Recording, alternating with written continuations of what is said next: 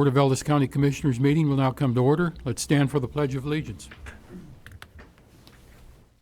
Pledge Allegiance to the flag of the United States of America and to the republic for which it stands, one nation, under God, indivisible, with liberty and justice for all.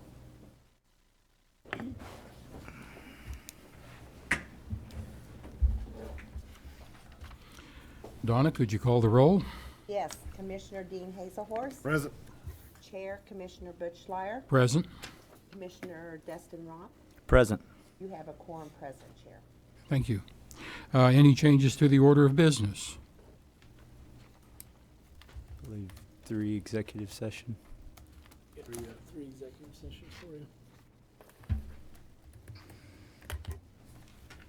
Okay. And then down to Dustin. Here you go, Dustin. Prior minutes.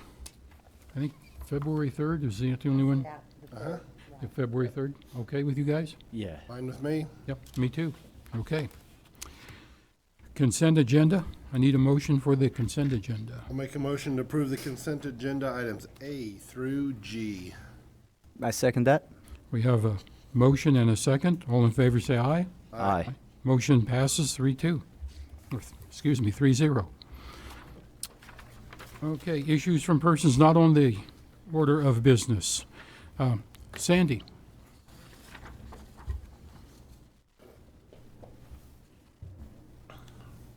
Good evening, Commissioners. I'm Sandy Jacobs. I'm Executive Director of Heartland Community Foundation, and I'm here to follow up with the letter that I had sent to the clerk and also emails that I shared with each of the commissioners. I appreciate the time on the agenda. I think you're all aware of Heartland Community Foundation in our community. We've been organized for 13 years now. In that amount of time, we've given out over $2.1 million in grants to all nonprofit organizations. The Dame Jean Hansen Foundation 3 or 4 years ago, we get $50,000 twice a year from the Hansen Foundation for each of the counties we serve, which is Ellis, Trego, and Rooks. But we never knew what we were going to get the following year. They said, you know, that really isn't fair to you guys. You kind of need a bit more to go on. And they said, I'll tell you what, we will do another $50,000 for you, but you have to find the match dollars in your community. And if you do that, we'll guarantee you will continue our programs for the next 5 years. So we're in year number 4 of that, and I'm back, as I have been in previous years, asking for a leadership gift from the county, go along with the city. The city gives a $5,000 leadership gift, which is matched, and the county has given a $5,000 leadership gift, which is matched. In hopes, I came before you this year in hopes of understanding you had some cuts you had to make, that maybe this would help in that area. Being able to do $5,000 and get a $5,000 match from the Hansen Foundation would make a huge difference in the community. The interesting thing that has happened is in that time, when they initially gave us the month to do, we have just 1 month to do it in, and we chose February. The interesting thing was they always said we'll match it to $5,000 per gift, up to like $50,000. Now they'll match whatever amount anyone wants to give. So if you're of a mind that $50,000 is something you're interested in, they'll match that all. So I thought that would be interesting. The legacy fund that is formed from these gifts that are matching the money raised in our community, the matching gift from the Hansen Foundation, now has a total in that particularly legacy fund that is specific to Ellis County of over $350,000. This year we'll add another $100,000. Last year we gave the first grants out of that foundation.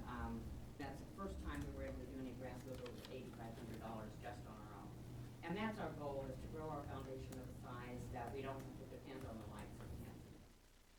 So again, I'm here to humbly request that be added to your agenda budget this year. I think it's a good program, Sandy. You've done a lot of good with that. Thank you for all your time you volunteered. I know it pays really well, so. But and I appreciate that. I think it's a great idea, gentlemen, to give that back, especially with Hansen Fund matching that for Ellis County. Yeah, I'm admissible to that. I just, if Darren can find a spot where we can use that in our contingency, and great organization. Thank you for all that you do, and I think we could probably get it on next agenda. You need it in the month of February. It has to be in the month of February, correct? Be tonight. So Be tonight. I'll go along with my fellow commissioners, but I do have a concern. $5,000 after I just heard the presentation on the budget. The budget's bleak for Ellis County, and there's no way to get around that. And you're going to ask for this again next year, is that correct, Sandy? We'll have one more year. One more year? So fellow commissioners, I'd like to see, if we do this tonight, to put it in the budget for next year, to not have to look at contingency. I think that's a good idea. As outside, we just have to, I believe our outside agencies get funded in January, so if we just delayed your check or something, that might be the best way to go about it. For next year? For our budget, yeah. Absolutely, absolutely. And I do appreciate that. And when I say one more year, I never want to be held to that, because if I have my way, I'll be back in front of the Hanson Foundation asking for that match year after year after year. Yeah. So as long as I'm around to do it anyway. I'm fearful if our sales taxes don't pass, I don't know how I could validate it to the I employees of understand. Ellis County. Completely understand, sir. Do I need a motion? I move we, I was just going to make a comment in regards to the 5,000, where we actually would take it from. Really, there's only two options off the top that I could really give justification to. One is the contingency, and the other is the administrator's budget. I know the commission's intention is to hire a new county administrator. However, with the time frame that we're looking at, I think it would be better spent using that 5,000 out of the administrator's account this year, and keep the contingency open just in case, since it is early in the year, that we keep those funds in there for now, and the $5,000 wouldn't impact when you could hire a new administrator. Okay. okay. I move that we approve $5,000 in funding to the Heartland Community Foundation, the funding to be used out of the administrator's budget. Second that motion. Okay, we have a motion and a second. All in favor say aye. Aye. Motion passes 3-0. Thank you so much, commissioners, and thank you for your service. Sandy? Thank you. Okay. Next item is the annual CIC renewal. Mike?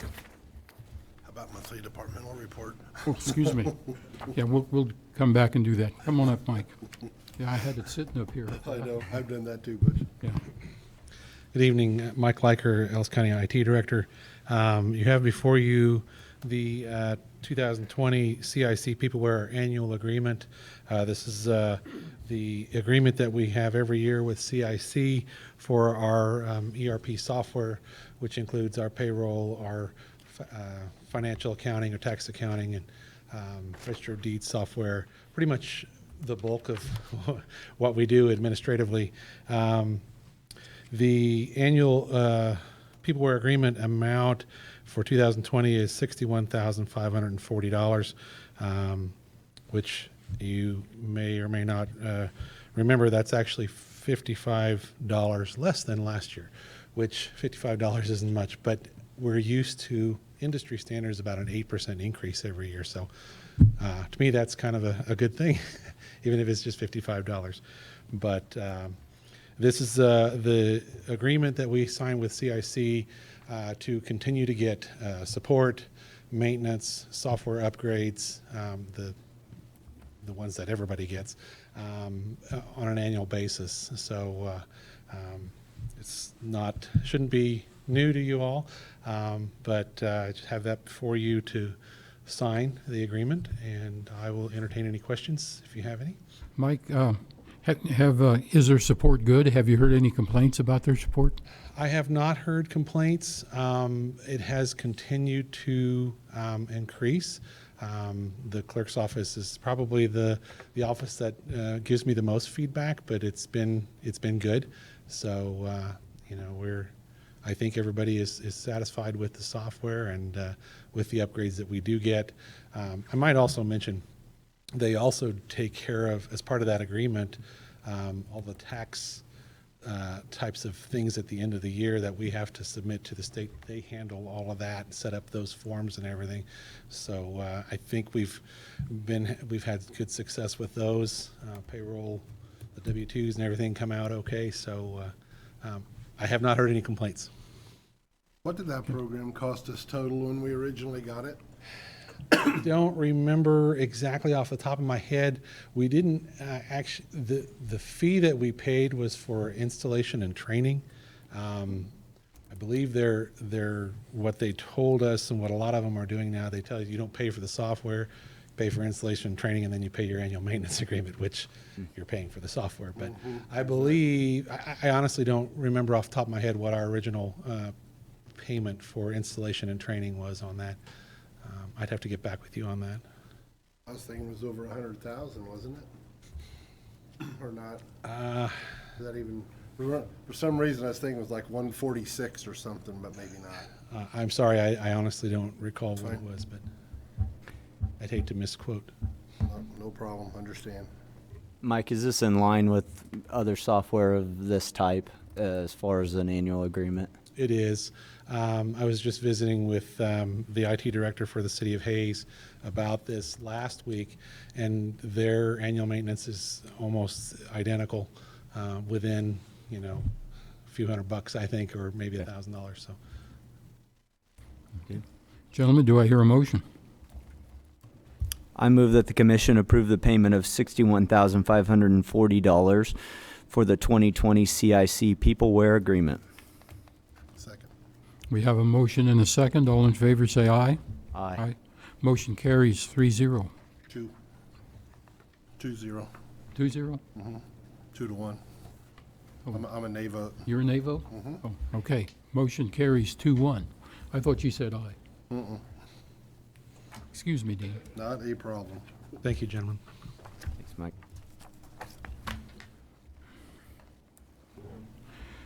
Okay, the monthly departmental report. Did you guys get a chance to review it?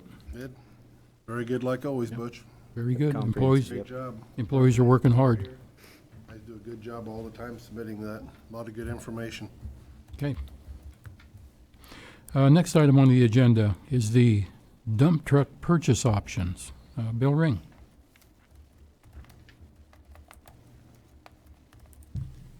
Good evening, Commissioners. Bill Ring, Director of Public Works.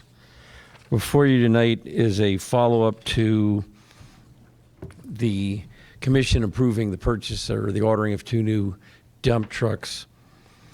And at that meeting, it was discussed looking at various finance options as opposed to paying cash. I had brought out that evening that PACCAR, the parent company for the dealership, had offered us an original 5.25%, which most dealerships have some kind of financing that's out there.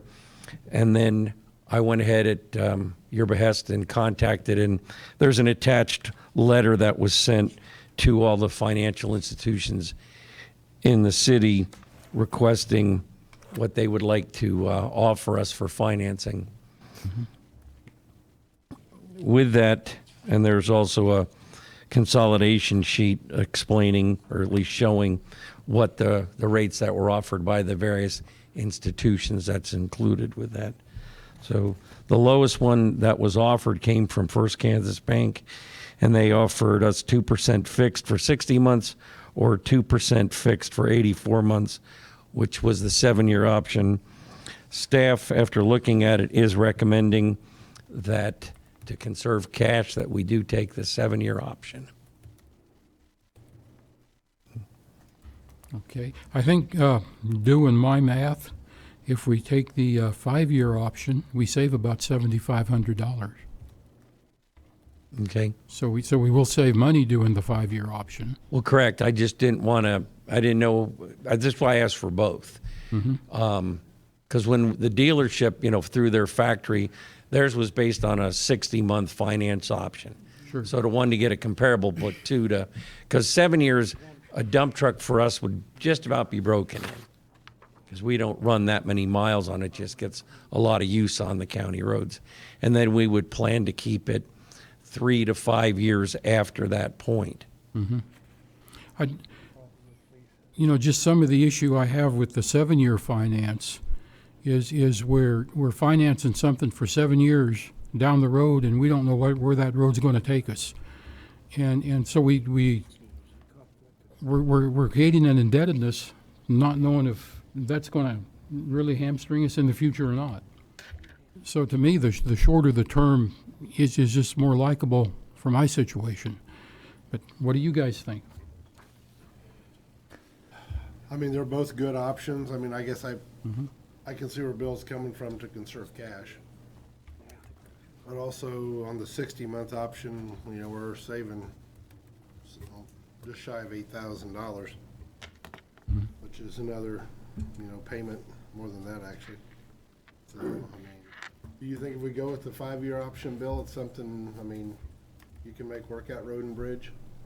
Well, we would have to use Fund 16. I mean, instead of taking the cash, instead of laying out almost $400,000 in 2 months, we would just pay it out of that. Set it up on 5 years at that 2%?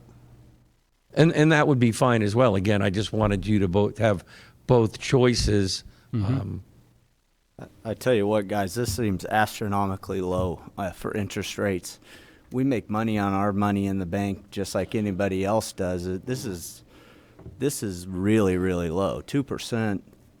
I'd imagine the savings of the cash will come in handy at any point for almost any other financing availability down the road. I mean, if it were a 3.95 or, you know, some of these other rates, I'd imagine I'd be for a quicker rate, but at 2%, I mean, I know that partially why these can get as low as they do is because the banks don't pay they don't pay income tax on this interest. So, but at 2%, we make money on money, and I can't imagine anything being financed any lower than 2%. So, my suggestion would be to save cash, because almost anything else we would finance would be more than 2%. And you know, we make a little money on that cash that we save. I imagine it's hard to lose at a 2% interest rate, and conserving cash, I think, is really important out at Road and Bridge right now in case we have any issues where I just can't believe on a depreciating asset that we can get a 2% rate. So is it still kind of in, it's probably, maybe you're gonna cover that tonight, but I know you're still looking at, is it a grader and a loader this year out there, or is it just a grader? Well, we were specifically looking at a grader, and I talked to the county administrator. I think we're going to put the hold on that for a few months. And the loader was just kind of food for thought, because we will need to look at that soon. And as long as we were working with Caterpillar on the 2 graders that we already got, and then looking at another one, I asked them to give, at least that way in advance, we'd have an idea on what the number on the 950 would be. We were also looking at doing a lease purchase on them, correct? Correct. We were looking at the options. Well, we did, on the 950, and they would offer that. We didn't even get that far because I really didn't bring it to the dollars on that, and to make sure that was what they just spec'd out based on what we've got now. Now on the grader, which would be it'd be a 140H, which now replaces it's the same as the 12M3s we just bought. That's what we had discussed, you know, financing that as a purchase option. Yeah, I did a little bit of math on, you know, just the difference in interest rate, and over the life of the loan, just shopping our local banks, we would save $31,313 on the life of this note. So, you know, I agree. You know, it's about $7,000 more to push it 2 years, but I think over the life of the note, we're in good shape financially. Like I said, I couldn't hardly believe it when I saw it, and when we're able to get a loan at that kind of rate, I'd imagine the cash is a lot more important to us financially. I can't imagine anything in IT, any other department in our you know, in the county that could get this low of an interest rate. So that's just the finance in me. I think that this is something at 2% we push out kind of as much as we need to, because, you know, I don't know what our revenue is on our bank account, but I imagine it's close to 2. That I couldn't Lisa tell you would off the probably top. be able Lisa, to tell you. I don't know if it was in her report here, but one thing I would just like to express, I guess, doesn't have it on her last statement. Saving money over time and having cash on hand is important as long as you have the cash. So another thing I'd ask the commission to consider when you look at either a 5 or the 2 different time frames is if we have cash on hand, and you'll see that tonight in the budget forecast that 5 years from now we're in the red, and we wouldn't have the cash, so we'd have to start looking at those cuts. So when you start thinking between in 5 or 7 or 8 years, it may be best based on current forecast that you look at the shorter option to get it paid off while we know we have the funds. And I know there's a lot of variables to that, but at the same time, if you don't have the cash to pay for it at that point and we don't pass a sales tax election, it could be hard to pay those in the future. You know, you're stuck with that debt when you sign that note. The big question I would have, Bill, I don't see anything on here about a early payment penalty. No. You know, that's another reason I think you give yourself time, and I think, you know, a sales tax election can completely change how we view these things, and we start talking about fighting down debt and things like that. But yeah, with no prepayment penalty, I think I just can't hardly get over how low this is. So I would like to borrow money at that rate. It's an excellent rate. So anyway, that's where I'm at. I think a long-term note and possibly a rediscussion, you know, after an election cycle about attacking the note a little quicker. But cash on hand makes us money, and I'd imagine it's around 2% that we make with cash on hand if I'm remembering the finances of last year correctly. Mm-hmm. So you're pushing for the 84 months? That's what I would say. Essentially, if your cash on hand's making you about 2%, this is a free loan over the life of the note. Dean, you want to change your mind or anything? I'm one of these guys that don't like debt, so I like 5 years. Yeah, well, I kind of am too. Yeah, I see where Dustin's coming from. I mean, it makes sense to spread it out. I do too, and I understand that I can completely. also see where Darren's coming from, and I'm just, I'm a person that don't like debt, Yeah, so. okay. Do we want to hear a motion? I'll make a motion to accept the low finance interest rate of 2% fixed for 60-month finance option. Do we hear a second? I second that. We have a motion and a second. All in favor, say aye. Aye. Aye. Opposed? Aye. Motion passes 2-1.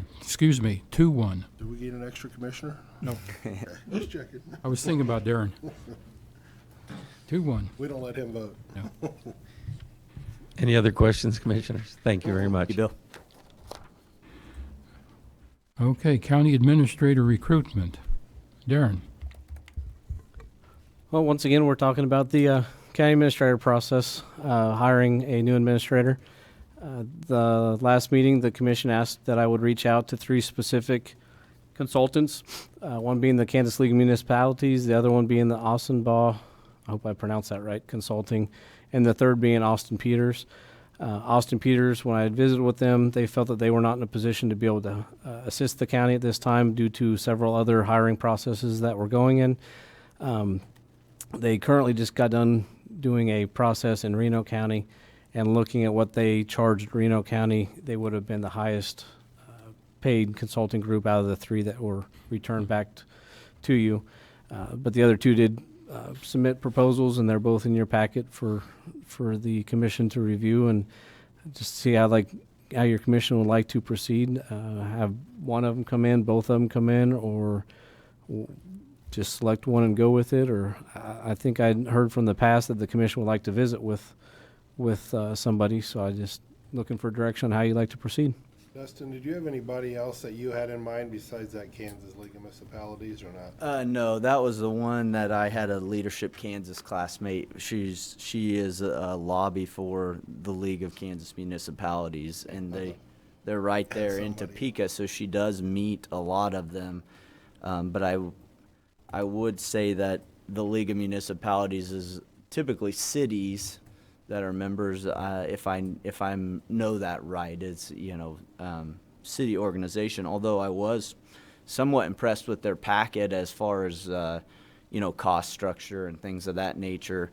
And then when I was comparing it, I had kind of kept something that has been in the back of my mind. I had a department head talk to me about you know, how important it can be that we look at somebody with county experience, because we don't have an assistant administrator in that position. I think that's been a problem in the past in the county, is if the transition of a city manager to a county manager, it can be a whole different animal. And sometimes they struggle with that transition if they haven't spent some time in assistant administration. So, and looking through the Ozenbaugh one, it looked like mainly they were hiring city managers from the looks of things. So He was, when I talked to him, he said that's all they've done. They were just gonna start doing county ones now, but he had a lot of good contacts, it sounded like. I think. well, he did come very highly recommended, right? Yes, and they probably all advertise in the same place Yeah, yeah. at the end of the day. Well, as I read through both of those, information on both of them, I thought the Awesome Ball one was just more direct and simple to me. A lot more confusion out of the League of Municipalities, and I think it would have cost more too. I mean, I guess I'd like to talk to one of them in person. I've talked to Don on the phone, but Yeah, I would I'd prefer like to Awesome shake their Ball. hand and see him in person. I wouldn't Sure. know if he walked in the door. Yeah. Darren, which one would have ended up? I thought I got the letter, well, the first letter from the League of Municipalities said it ends up being about 10,000 if we become a member, because the membership due is $1,000, but it's $866.10, and then Ozenbaugh was, I thought it was a little more. You're going to find variations with both of them based on what kind of services you provide, how much they want to research and send it how out. They're going to hands-on, have okay. reimbursable expenses, like Dean said, depending on who they all advertise it with, how many trips they come out here. It's going to be varied. So Okay. saying one's going to be this much, we're not going to be able to tell you that based on until after they come out and the commission gives them direction of how much you want to advertise, how often they want to meet, how many they want to interview, etc. And that all plays into their prices. And Commissioner Schleier, you thought possibly, just from the stuff you read, it could be that some of the overages would come from the potential for, From the league. the league, the things that they would spend, That- yeah. That's what I seen in there. There was Okay. a I saw these options, lot of yeah. contingencies in there. Yeah. And that's what I read too. It looked like they had a few more built in. Yeah. To Lot me, it of- looked like they could be up around 14,000 maybe. When I talked to the city of Hutchinson, or was it Reno County, their estimated cost with Austin Peters, from what she was telling me, was around, if I remember right, somewhere between 16 and 17,000 overall. When we used Austin Peters, basically 10 years ago, Bill and I looked up in CIC, and it was estimated about 13,500 10 years ago for them. So 10 years later at a lower price, kind of gives you an idea where we're at. And some of those options of that entire list that I gave the commission last week, those were some of the lower options on the list of how much it was going to cost to get somebody, because a lot of them actually go by like 25% of their annual salary, which, depending on how much the new administrator could make, Sure. well over 25,000. You know, I think meeting somebody face to face works a lot better than these, and I'm perfectly, I would say this Ozenbaugh, if they would consider a meeting with us and come in front of us to tell us what they do and how they administer. I might call Don and ask him. Did I ever give you that number? Yeah, so currently Don, he's a little out of commission, but we don't have a meeting for a couple weeks. His wife just had surgery. Okay. When I talked to his partner, John Deerdorf, he's the current city manager of Hutchinson. They're the two partners in it, and he said that he would strongly recommend coming out and visiting with the commission before. He'd find it a little bit questionable if you didn't ask him to come visit with you before you would hire him. Okay. Well, definitely. I'd So- like to shake his hand, see who he is. Yeah. Yeah. Yeah, I think that would help me as well with the decisions. So, yeah, see if you can set something up. Shall do.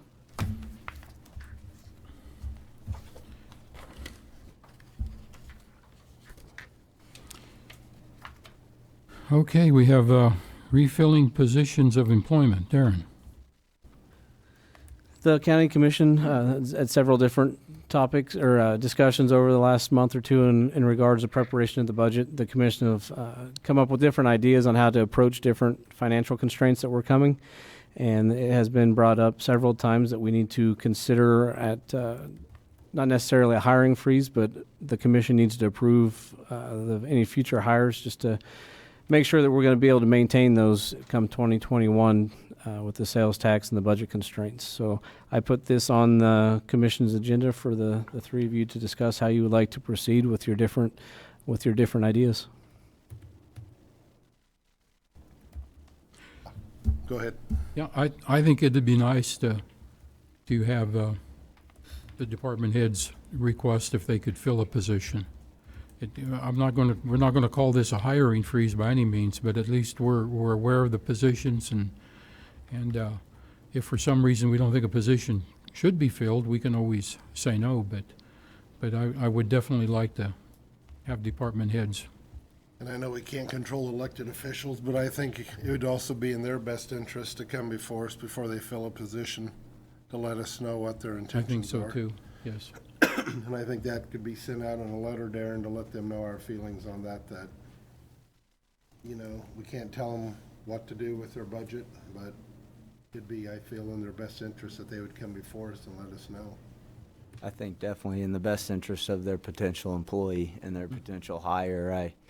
I think our blessing would help in the budget process to know, the necessity of the position and whether or not it's something that they should immediately try to rehire.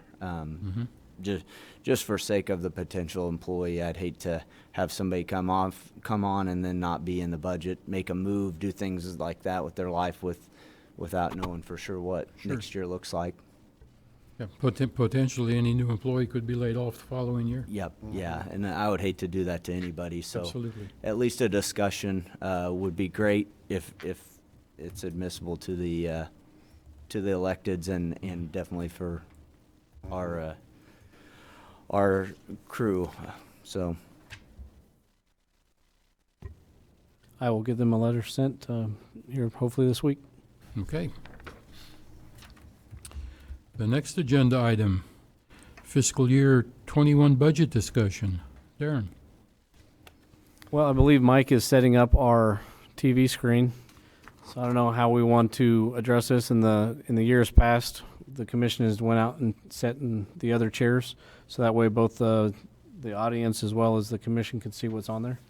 Darren, before we get to that, do we have an individual here that was going to talk about a road vacation in Catherine? Brungart? Yes. Mr. Brungard? In the back. Okay, well, while we're waiting for that, we can see. You could come up and yeah, that way you don't Mr. have to Brungard. sit through all the budget and everything else. Bill Ring, would you like to accompany him up there too? Because you'll be able to shed light on that.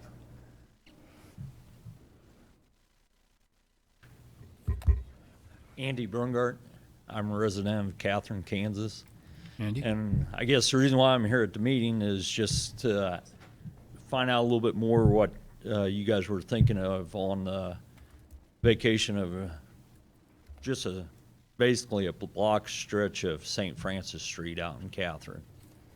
And I just want to know, what I need to do. Last I heard, Bill, you was talking about there was other options, or council was talking about other options, and I just want to know where I'm at on this. Okay, Bill, can you clue us in on this situation? I think I'm the only one that knows about it, maybe. I do. I've You know got about an it? email. Yeah. Yeah, I know a little bit about it, but Okay, Bill Ring, Public Works Director. I sent the commission a copy of an email that had the overview of the area in question. And at any time, Mr. Jeter, jump in. As far as when you vacate a road, there's basically two ways to do it. One, the commission could make a decision, someone could present, and you have the ultimate authority to say, yes, you can just do it. Or you can do it the second way, which we've done a few times in the past, where there's the road viewing, public hearing, et cetera, to get input from the residents or the neighbors or the farmers in the area, how they feel about what someone is asking for. The Now, Mr. Brungart has done the petition, which was, he gave the Donna, but it still lacks a few things which we explained that he should hold off on because there will need to be a survey taken, that it has to be incorporated in the legal description of what he's proposing you vacate.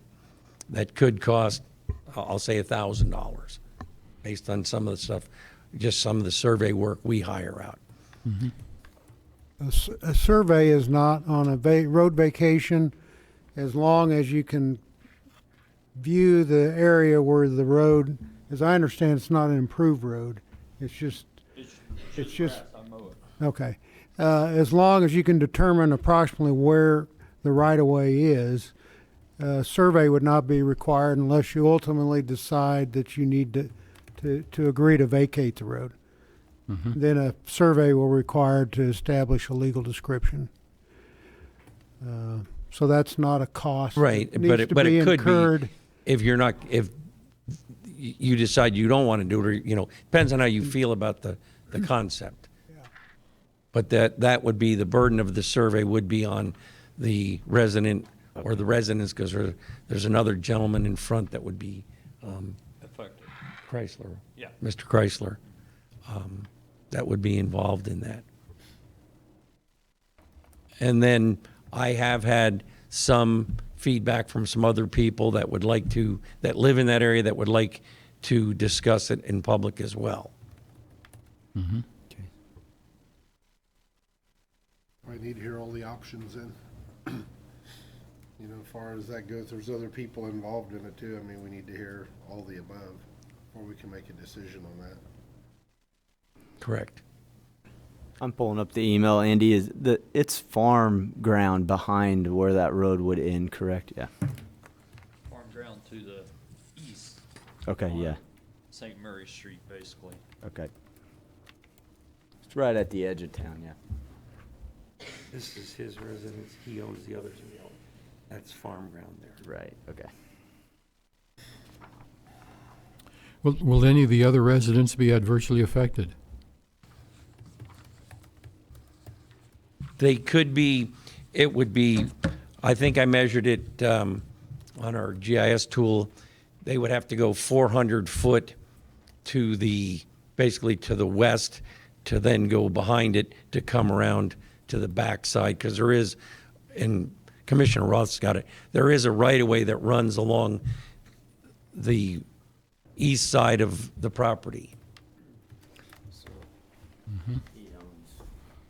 He owns all those in yellow. And this is the vacation. That's the vacation right there. And this road runs behind Is it. the vacation the full stretch of that, or it just in between the two properties that? Be you're on? between the four lots. Oh, between The all two- four, the so clear three to in the yellow and the one in kind of a reddish color. That's Mr. Chrysler's property. And Mr. Brungard, the reason you want it vacated is you just want to own the property? Is that the situation? Possibly, maybe in the future down the road, I would like to add on to my shop on the north side. Okay. Okay. I know that this is not a, come in, talk to you, and go home and you're good to go. I know it takes time, so Yeah. figured to get the ball rolling. I don't know what it's gonna cost, so I wanna get part of this out of the way. That's what I wanna do.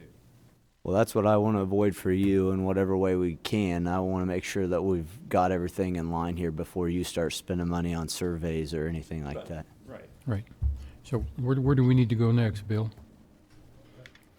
Well, the easiest way, which is kind of where I got involved in it, because the petition was filed by Mr. Broomgart, and knowing we've gone through this process before, it's easier for the commission on its own motion to vacate a road, which is kind of what then I suggested maybe we ought to do here, because off the top of my head, it looked to me like that there weren't any issues here, but of course, there may be from other landowners and residents out there. Ultimately, regardless of whether the petition is acted upon or the commission on its own motion, it's got to take commission approval. So one thing you could do is the commission could consider vacating on its own motion, but request that it be put on the agenda as a kind of a public hearing to hear comments from others Mm-hmm. before you make that decision. I like that idea. And I don't That think idea, at, too. at this point, there shouldn't be any expense that Mr. Broomgart has to go through unless you actually decide to vacate the road, then Okay, he'll need to pay for a survey. okay. So does all the adjacent landowners have to be notified then? Legally, no, but I think they probably should be provided some kind of a notice that they're, Public that hearing? the court, that the commission would like to hear from them if they would like to appear. Okay, so we need a motion for a public hearing then. You need, no, what you need to do is just direct the county administrator to put it on the agenda Okay, and for Donna or Bill to provide some notice to neighbors out there and any interested parties. okay. Mr. When it's- Broomgart, your neighbor there that would be right by this vacation have you spoke with them? The one to the west of me, he's on my side. I mean, He's okay with it? Okay. Yeah.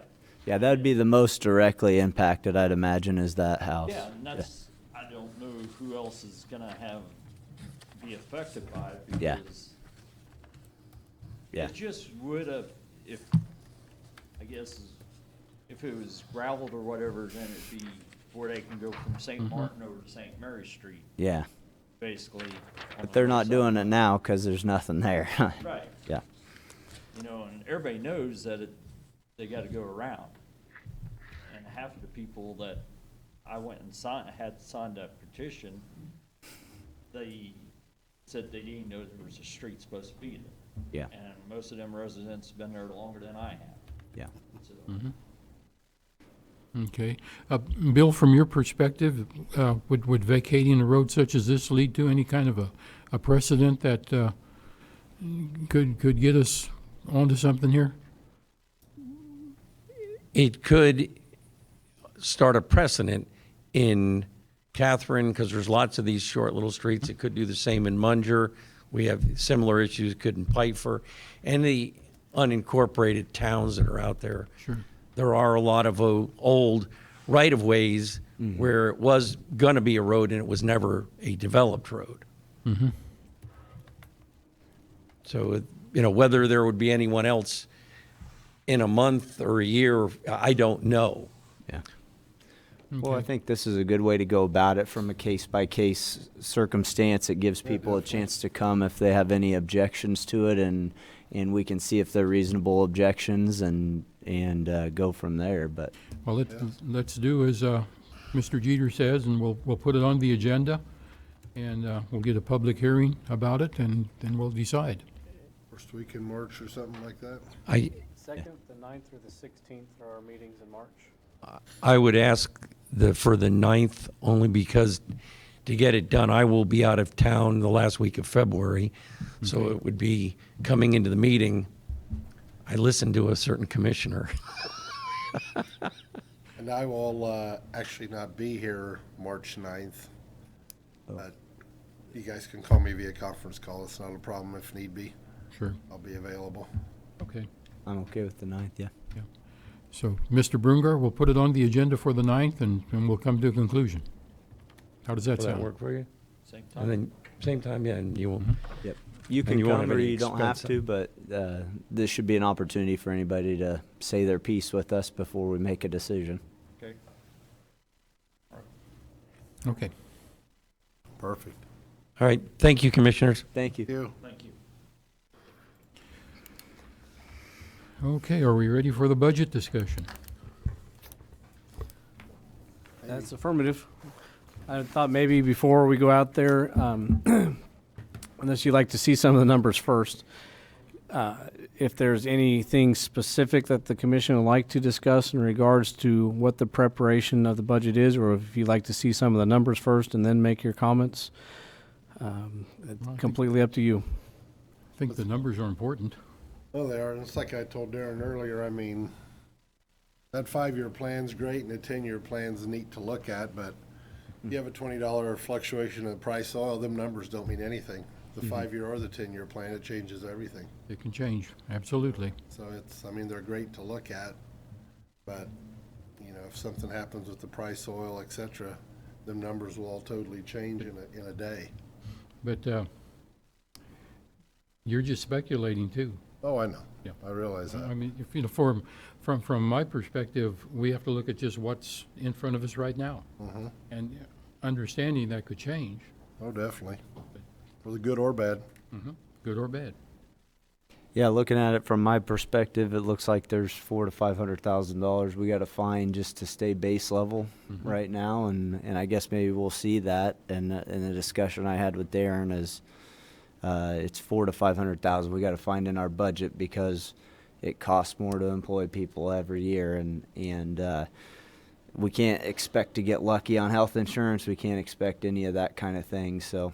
But yeah, I'm happy to look at the numbers, and I guess after we do that, we can discuss Sure. which direction we want department heads to start looking at.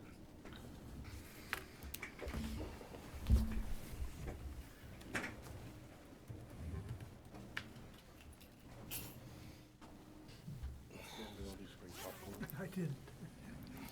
A little warmer down here.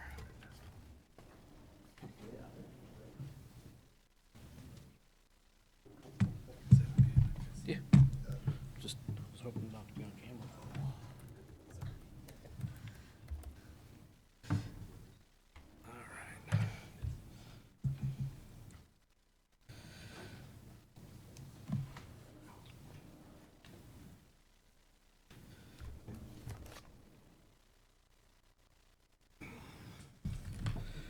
So there's a couple different ways we can look at this. I don't know how well you're going to be able to see the numbers. The main thing is what you don't want to see is red, going into the red. So if you scroll all the way down to the bottom, at our current level of expenditures,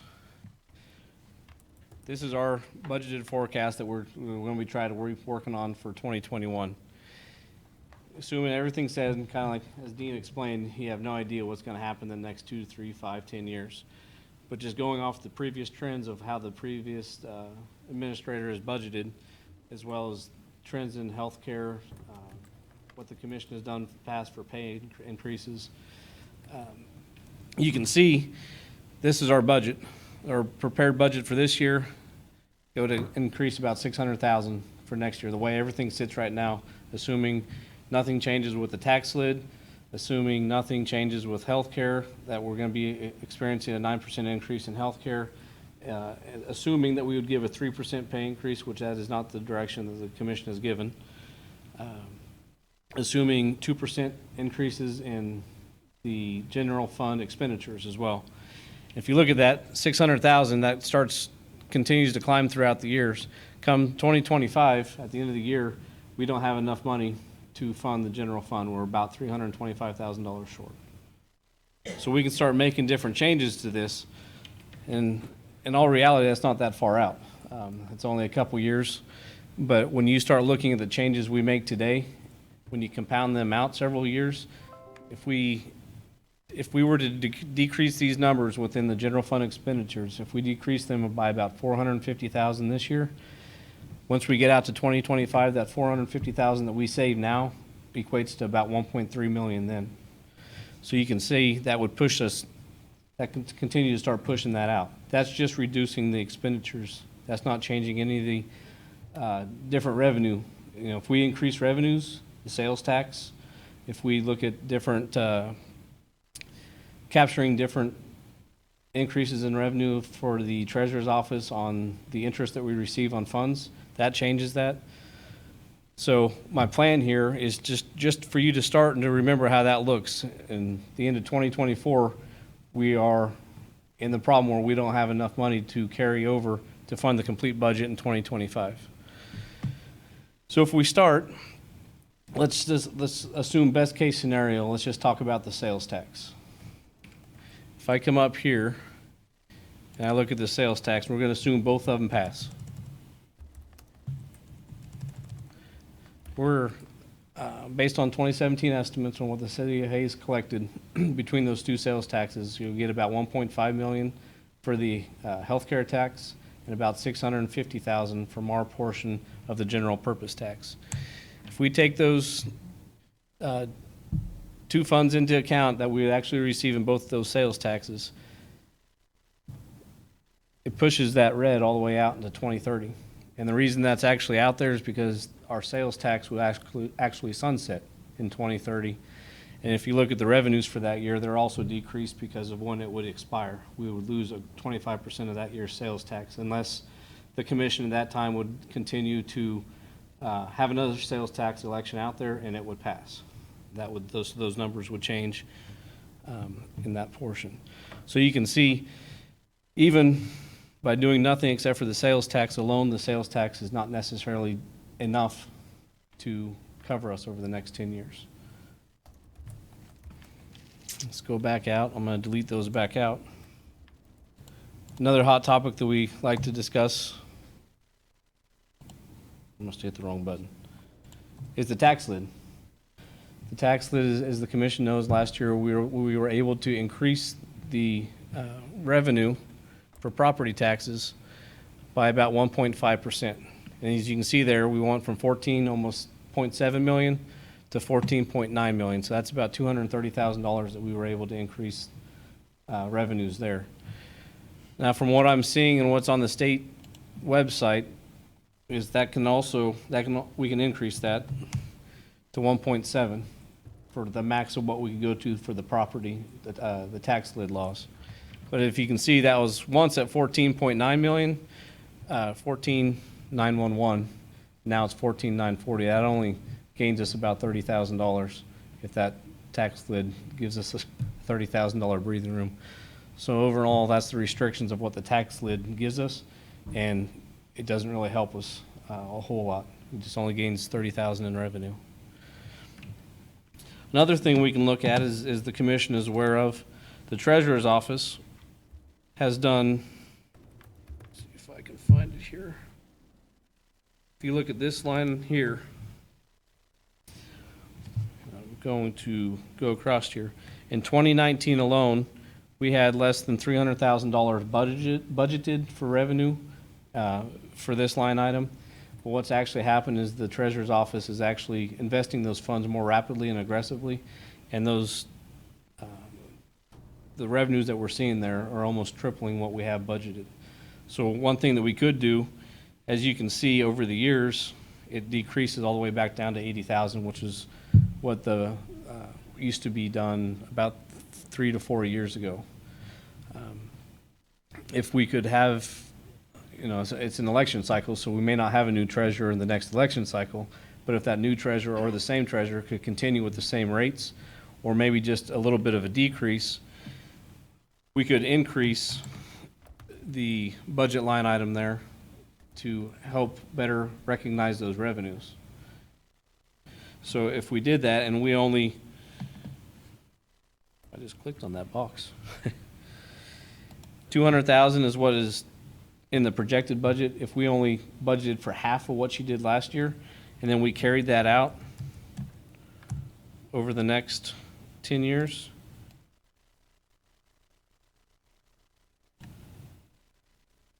those update, scroll all the way back down to the end of the year. If you look, we really don't have a general fund problem until 2026. So the revenue right there alone, as well as the tax lid increasing from 1.5 to 1.7, pushes that out. Another thing that we're looking at in reducing expenditures is our health care. If you look right there over the years, just because we've been experiencing it, is about a 9% increase.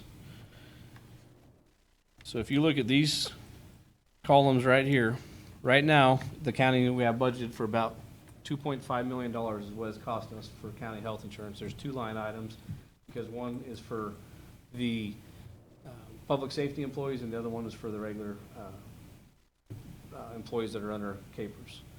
2.5 million is what we're projecting with the same, if we stayed with the state plan and we come all the way out here into 2030, you're looking at 5.9 million. So you're going from 2.5 to 5.9 million with the current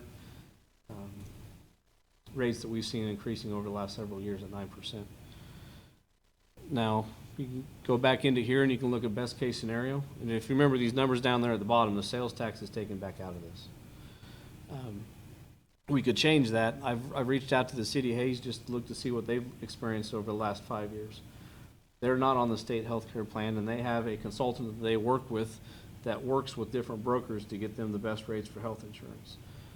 They seem to think that they could save us several $100,000, and all the consultants that we visited want to save us money. But even if we split that rate in half, if we don't see 4% increase, or 9%, we could split that down to 4%. The city of Hayes, 4 out of the last 5 years, have seen cost for their health insurance decrease. And up to, I think their highest rate was like 3.9% decrease. So in their 1 year they had an increase was only like 1/3%. So I'd like to say that is positive, but those line items right there have a huge impact. If we were just to split that from 9% to 4%, that pushes us out farther along as well. And if you come back in here as well, I'm going to change that because that is an estimation. I'm going to come all the way back up here. That's not official yet. So I changed the property tax lid back to what it was. I changed the health insurance back to what we've been paying. And I took out the sales tax because we don't know that as well, the results of it. If we come back in here, in the commission, from what we've been talking, or from our discussion, is the commission would like to see the budget, the expenditures stay the same as they were in 2019, or in 2020 and 2021, and not to see that. So if you do, you're looking about a $600,000 cut from where we've been previously budgeting for the several years. 2 years ago, the county commission cut $1.4 million out of the budget. And last year, it was right at $500,000. So that's almost $200,000 or $2 million out of the budget that has been cut just over the previous 2 years. And if you look with doing nothing else, with no assumptions that we would get a sales tax, we get better insurance rates, the tax lid gives us a little bit of breathing room, and you want to maintain status quo with no expenditure increases, we need to cut roughly 6%. Now, what this number down here, 6% from this number, that doesn't actually, that doesn't actually mean that all that is there right now. What that is assuming is what from the previous years, that those expenditures have been increased. So if we want to have to come in here and get these two numbers to match with pay raises that are already budgeted this year, we're going to have to come back up to these line items and make cuts. Now, I know it's hard for department heads when the department heads ask, we want direction. What do we want to see? Several years ago, we were given a number. Yes? Would that be 3%? Well, depends on how you look at it. If you leave the money if you take money out of one area, which is where it's budgeted for pay raises, and you put it into the actual pay raise column, which is up here, this is going to increase their budget. So when you come back in here to contractual, commodities, capital, and contingencies, it makes that 3% actually more because you're increasing their line item here, but you have to reduce commodities and cap more. So if you look, correct. And like I said, it's hard for department heads when you tell them you need to make a 4% decrease, a 6% decrease. I'm not giving out any suggestions. I'm just looking at numbers. We'd have to come in here. I'm going to look at my screen while I do this.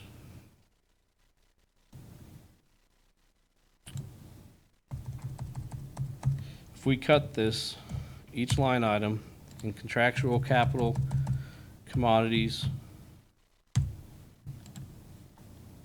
just take just a second. It's going to show you.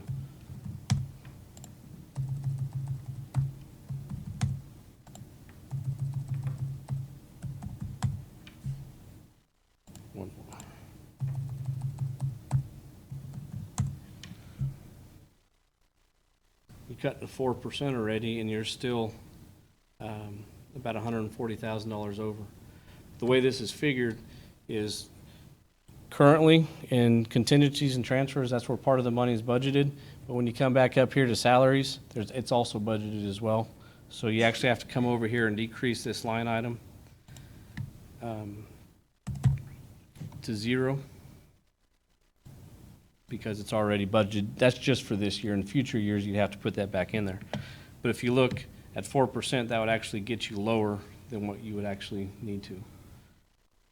So when you start looking at direction on how far you'd like to go, I mean, that would be 700,000 at roughly 4% to get you below where we're at currently. That still allows for pay raises because the pay raises are in this line item here, which would be transferred back up to there. And when you come back over here in the future years, we'd have to input the number into this column. It's just a mathematical Excel spreadsheet. But it still includes for pay raises for that. But if you look, just by doing that change of the amount of money, you pushed your all the way out to 2027. So a $700,000 expenditure now could be worth more than $2 to $2.5 million in the future.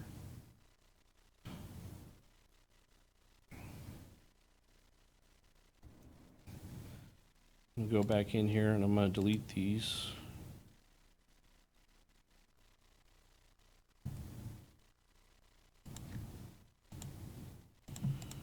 Make sure they're all right.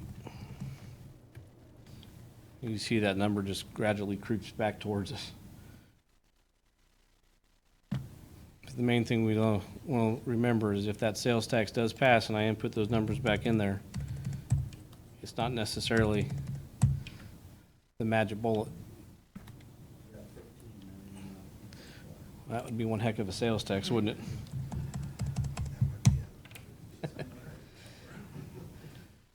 It brings us back to there, and that's with no other assumptions changes. That's just looking at what the sales tax could do over the next couple of years. It doesn't increase our coffers, but that includes general increases over expenditures compared to what the market has been doing over the last couple of years. And that assumption is with a 3% salary increase over those years and 9% increase. I believe that's still in there. Yep, 3% is still figured in there for the employees, and then 9% for healthcare. And those numbers that you see there at the bottom, basically that accounts for a 3% increase each year after for contractual, 2% in commodities, and about a 0.5% increases in capital each year after that. Can you scroll down to see the years where that fits?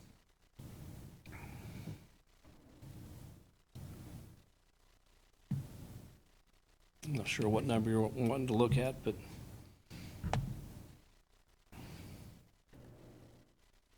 Sales tax would expire in 20. yep. As you can see, if I scroll back up here to the top, these are our revenues. If you see the revenues start decreasing, and that's that $300,000 difference right there because we're only collecting 3/4 of the year that year, not the full entire year.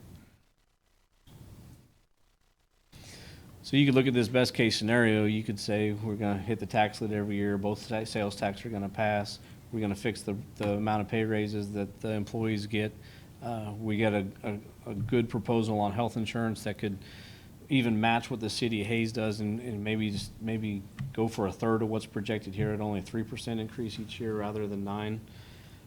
And you could say we're going to toe the line for a couple years and not increase the budget. And then these bottom lines, you'd see no red and you'd actually see money, your unencumbered cash at the end of the year start growing.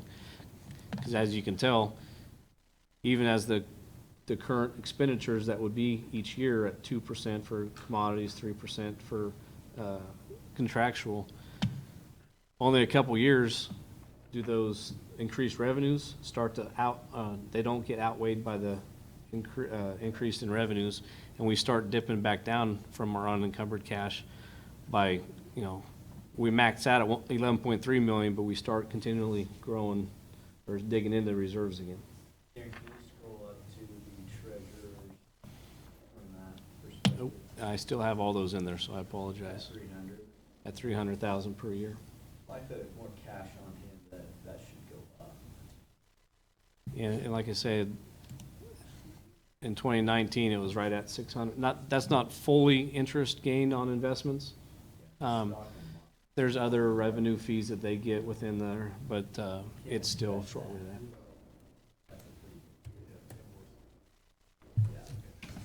If I close this, well, I don't mess up any of the numbers. I'm going to show you another thing. One of the questions we had, we were out at the in-service day with all the employees, and some of the questions that were asked by the employees is what happened to our unencumbered cash at the end of the year. And if you look at it, this graph right here I put together last night, you can see our budget since 2016, it's decreased, obviously. If you look at our unencumbered cash at the end of the year, it's also decreased. And this is the first year over the last 5 years that we had a decent enough year with enough cuts that our unencumbered cash stayed flat. But it would be nice to have this start trending back upwards. Even if we continue to cut here, if we don't match revenues, that line ain't going to grow very fast. But so that was one of the questions we had from their employees. Like I say, as we sit now, if everything were to go as planned, that's where we're at. Is there any other estimates that you'd like me to change or see within there? What was our COLA this year? 1.6%. That's what they've, I don't know if it's actually out there as official yet, but that's what they're estimating it to be. It is official, they made it, okay. You put 1.6 in. Well, if we actually did that, so that's why I say this changed the forecast a little bit. I'd have to actually come in here and put that in as 0, because our line item right here, this is what we have budgeted, 4.1 million in salaries. Well, actually 4.7, almost 8 million in salaries. That money that they would be getting this year for pay raises is actually in this line item. We don't transfer that money from the budget stabilization account until the commission approves the budget, or the 1.6 COLA, if that's what it is. That money would actually come out of this account and then go into individual budgets and then come back up here. So if you took this number, then these numbers would come back from there. And if you wanted, the previous years you've been planning for 3 last year, or for this year, it was actually started at 3%, is what the commission had budgeted for. And as the budget process went along, it was reduced to 2%. For every 1%, you can estimate for employee raises for every 1% was $80,000. So we, at the beginning of the budget process last year, we had $240,000 in that budget stabilization account, and it was reduced to roughly 140-some thousand this year. After some of those changes, I guess that's minus some of the changes that we made for the elected official salaries. Does this include our lessening of our portion of health insurance coverage? No. Is there a way to do that on this graph? Not on this one. So this is like a, I guess you could do it if you went from 9% projected down, but I guess you're taking out 3% of 9. It's not much. yeah, you'd have to go like maybe 8.8% or something. Yeah, figure it at a little less, I guess. Maybe just do it at 8. We're hoping to do a lot better than 9%. It doesn't change the year at all. Back on our health insurance on the outside. So Janet and I have met with 4 different consultants, and if you remember, we originally talked about looking at different brokers. And the problem with working with the brokers, they don't technically work for us, they work for the insurance company. So we called in 4 different consultants. The consultants work with the brokers because the consultant works for us. If our health insurance goes up, the brokers and fees go up. So the consultants will work with the brokers, they'll get some information back. We meet with those 4 consultants on February 27th and 28th with the Wage and Benefit Committee. And then after that, hopefully by the 1st or 2nd commission meeting in March, the Wage and Benefit Committee will have a recommendation to the commission on who to work for. And we're hoping within the next 2 months, by the end of the next budget, next round of budgets, or or the second round, I should say, we'll have some of those numbers to be able to plug in to each individual department's budget to figure out what those savings could be. Think we'll have the numbers in April? We'll have some estimate, but it's probably gonna be more towards at the very end portion of when the second round of budgets are due to your commission. We have to notify the state by September whether or not we're staying on the state employee health plan. We're hoping to have final numbers before you see and meet with the agencies for outside assistance before then. That's why I asked to get this process going now, so that way we could have more of time on the back end for what the results are with the health insurance. I've been doing a little bit of research on that, and I think if we could get off of the state fund, it is possible on high deductible policies to save quite a bit of money, and then use the savings to get a secondary policy for our employees that actually minimizes their out-of-pocket. It's actually less than the state plan. It's a little complicated, but it could be potential quite a bit of savings. Darren's working. Savings. Yeah, I like the idea of savings, but even better insurance sounds great. In a best case scenario, we can come off the health plan, work with, I'm not gonna say that one consultant, but a consultant who can get us a better health care coverage at a lower rate for both the county and the employee. Yeah. Yeah, your max out-of-pocket is way down. And those are when the consultants will work with you, you know, some of the options may be is, the county employees might like to push for generic prescriptions at zero cost, but, name brands at a higher percentage. You may look at reducing your deductible or your co-pays. Those can all fluctuate, and they'll be able to look at those numbers and see, well, this option's gonna cost so much. Also, the incentive programs, that was one of the downfalls 3 years ago when they did it with the healthcare, was the incentive package. 3 years ago, would have cost, if we would have came off the health plan, it would have saved the county, I believe it was like $40,000, but would have cost the employees more because they didn't take into the account of the premium discounts that our employees do by doing the health incentive program. But now, since then, we've collected our annual data for claims, and then they have other ways to help determine the health of your organization by going through questionnaires, not just based on your previous year claims data. I think if we can factor in our health department in some way in that too, I think that there's a real opportunity there. It's probably something that's more up Jason's alley as he gets his feet wet over there, but I've heard of other counties, Finney being one, saving considerable amounts of money by utilizing their health department for their employees.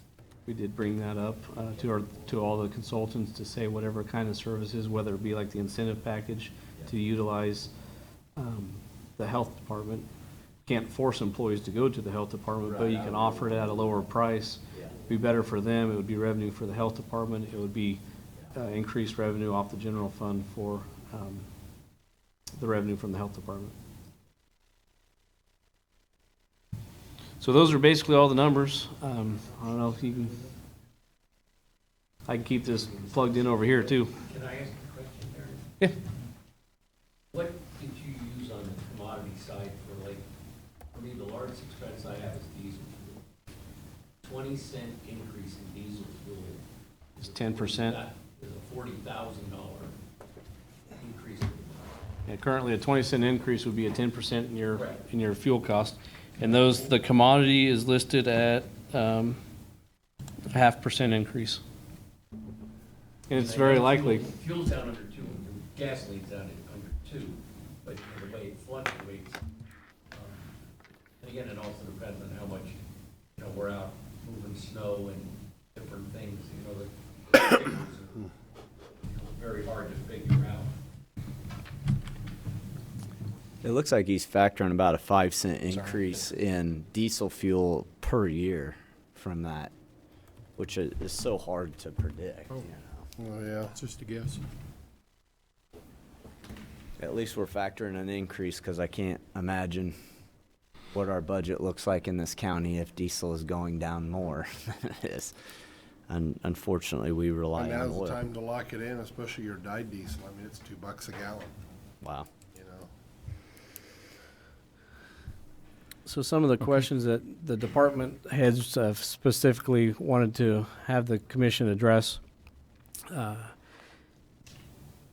The first, although you hate to throw out a number or a percentage, they would like to know that if the commission has an idea of a number or a percentage, that they know now rather than later, or at least an overall goal of where to get to now instead of later, so that way they have more time in their initial budget to be able to account for that. The second question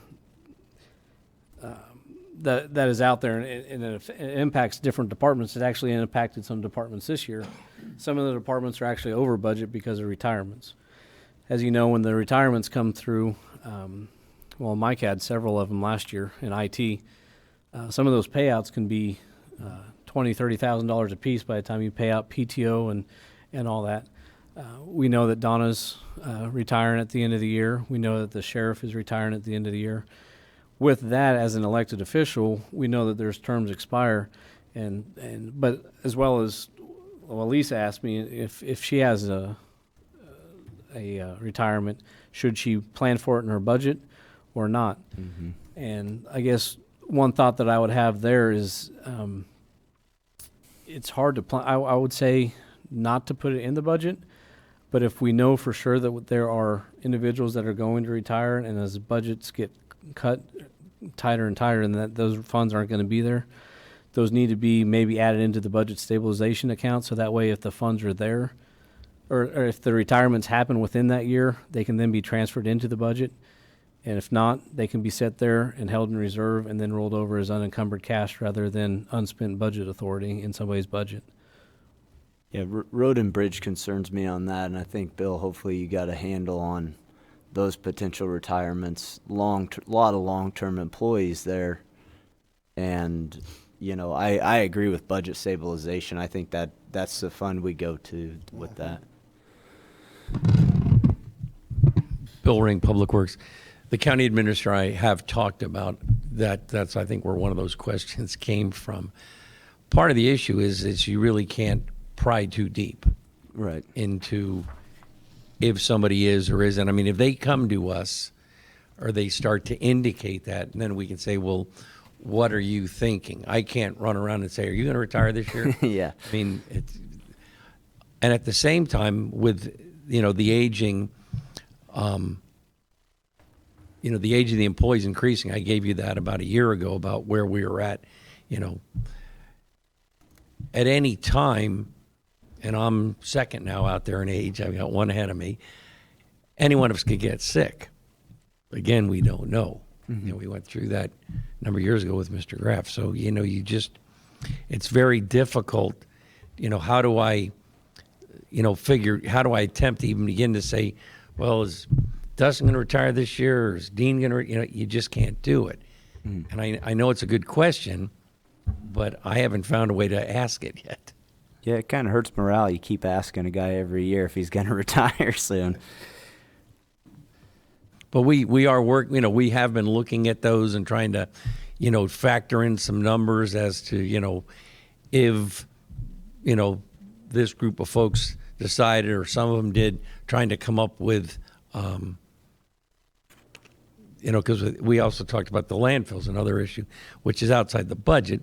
But again, you know, we've got a gentleman out there, and he's indicated it'd be another 3 or 4 more years. He's got 38 years in.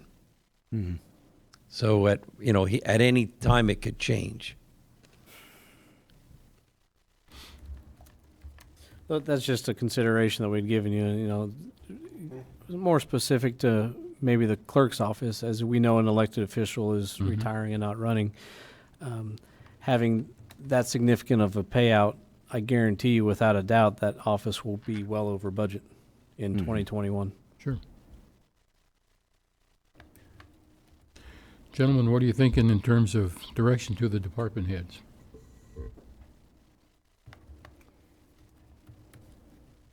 Well, I have a number in mind. I don't know if it's aggressive enough, but I feel like we have a lot of budgets that are going to be really close, that are basically all staffing. And those budgets are the ones that I think we should be asking about a 1% decrease from initially to start the process. And then frankly, the big budgets are the ones we're going to have to find that extra couple $100,000 from my perspective, EMS, Public Works, and Sheriff. You know, this is one of those things where we at least got to ask, and they got to be candid with us about what that looks like. It doesn't mean that's the end. Obviously, there's a potential for revenue, but right now I see 1% across the board, and then a little bit more from Road and Bridge, or Public Works, EMS, and Sheriff. That's where I'm at to start. I don't know how you guys feel. Dean? I had a 2%, but I guess I look at it a couple ways. We can't take 2% from Road and Bridge. We have chiseled that department every year since I've been a commissioner. It's time to put money back in Road and Bridge, or we don't have to worry about EMS going anywhere because they can't get there because we don't have roads. We need to figure out how we're going to generate income in this county and put money back in that department starting now.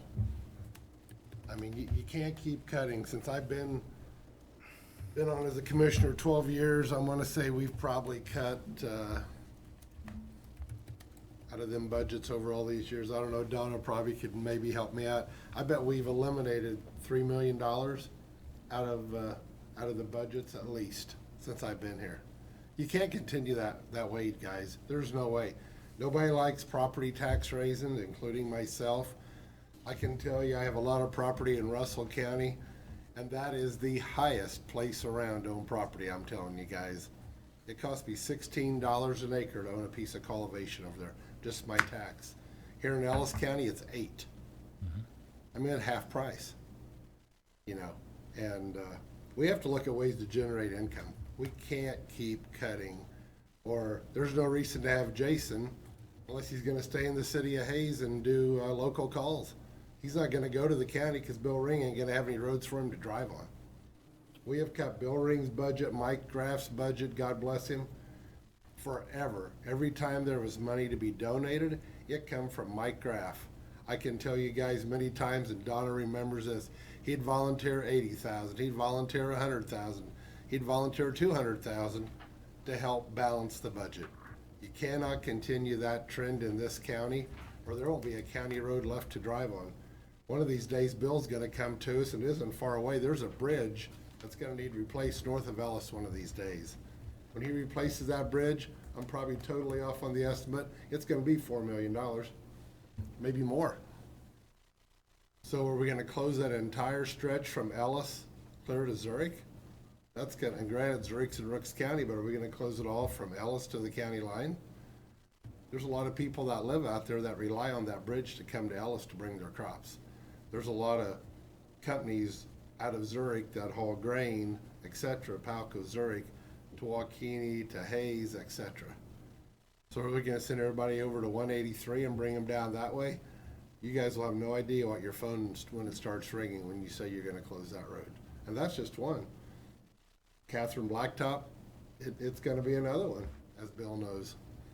Ellis Blacktop south of Ellis, there's another 8-9 miles. Are we gonna work on it? We gonna just close it? What are we gonna do? I mean, the list goes on. We cannot keep cutting from Road and Bridge. Them days are over. And I think Bill will agree with me, them days have ended. We have robbed that account, I bet in 12 years, $500,000, maybe more. Bill might even know the answer. I'm trying to pull it up here for you real quick. Are you? on our Okay. CIC.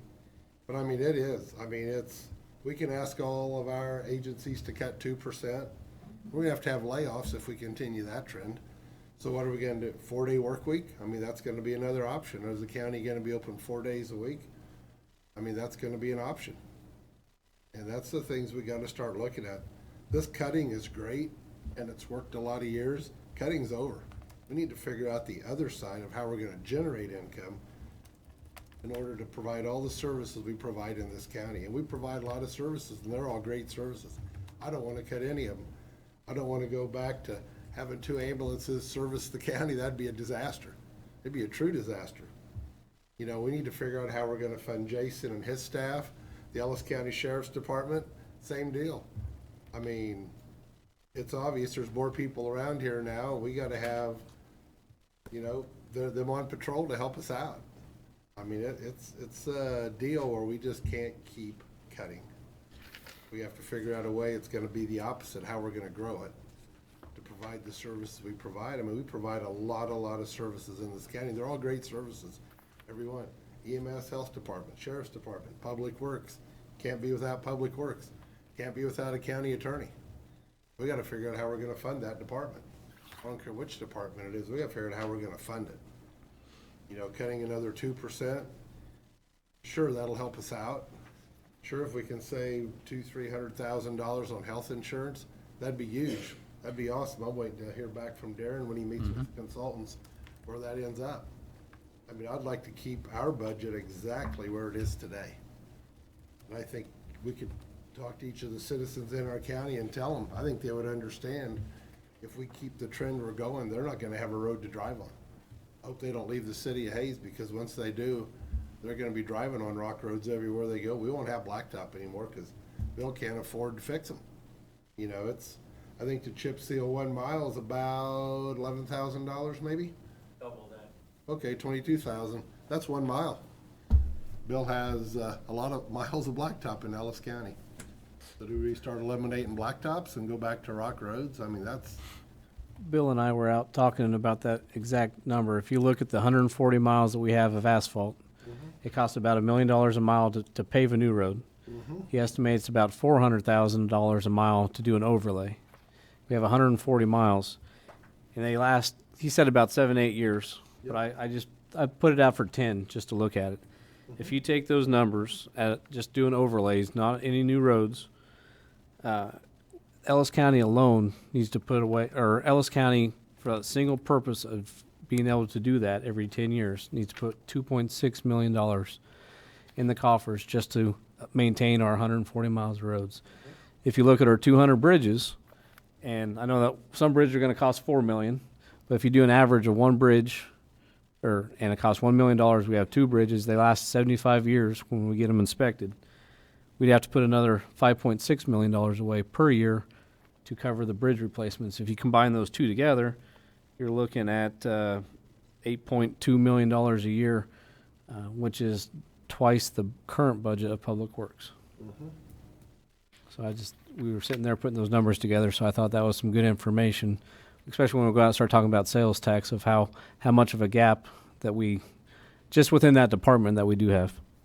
that's why when we go to these town hall meetings, guys, I mean, we need to lay it out to all the residents that show up and let them know what's really going on in the county. I mean, everybody has the convenience of driving great roads in Ellis County. I think we have some of the best roads by far in this county, because I drive a lot of miles every day, guys, in surrounding counties. I'm telling you, Bill and his staff do one heck of a job. Well, Dean, I agree with you 100%. I don't think there's, in these budgets, there isn't money to cut without getting into personnel. And some are worse than others. Oh, exactly. You know, the clerk's only has 4.5 people in her department, and our register deeds only has 3. You know, there's no room for them to cut. Same with county attorney. And as I was talking to Darren this afternoon, I told him I wanted to see them budgets come in lean as these people can make them. And based on what sales tax does, we're going to have to get out our pencil. And if that means shorten the work week, or if that means looking at certain departments and maybe laying people off, that might happen. But I think the days of just this general, let's do a cut across the board, I think we're down to the bone. There just isn't nothing there. And I think in that sales tax promotion also, Butch, I mean, I think we need to be real, you know, careful on that when we, I mean, tell the general public that, you know, if this doesn't pass, this is what we're looking at doing also, you know, in the presentation, that we may have to lay people off. You know, we may only be open 4 days a week at the admin center now. I mean, just going forward, so they understand that. Right. You know, and it's not a pretty picture, and I mean, and granted, like we said earlier, There are some things in the budget that I think we as a board need to address.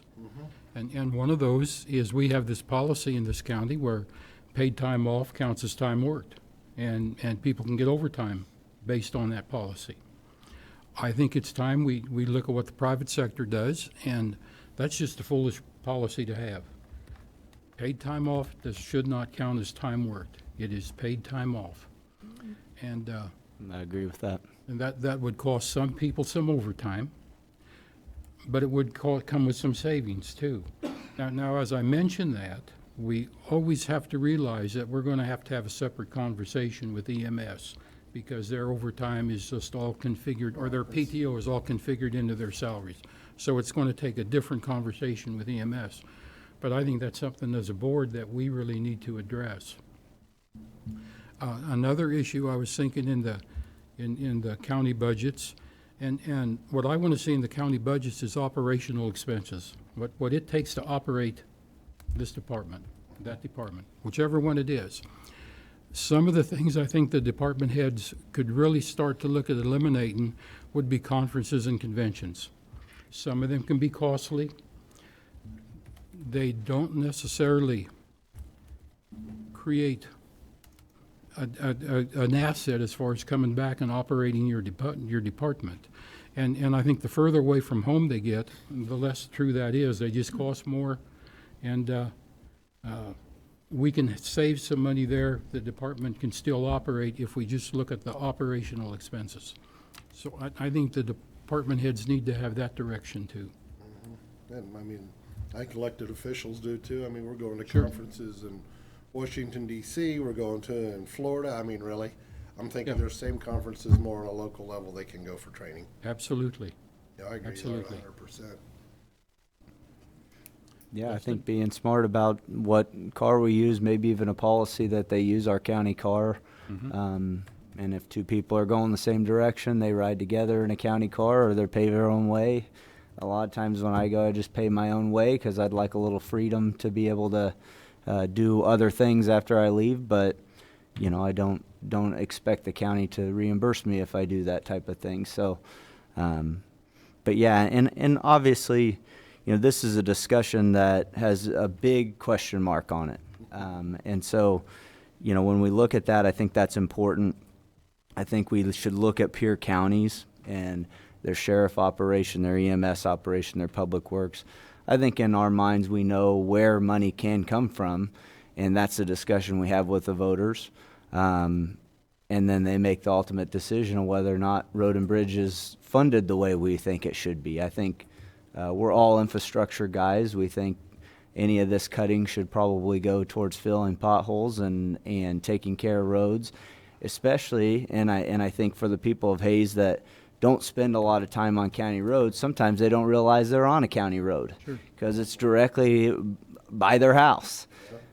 So I think that 3 mile zone will be an interesting conversation with the city of Hayes over the next year.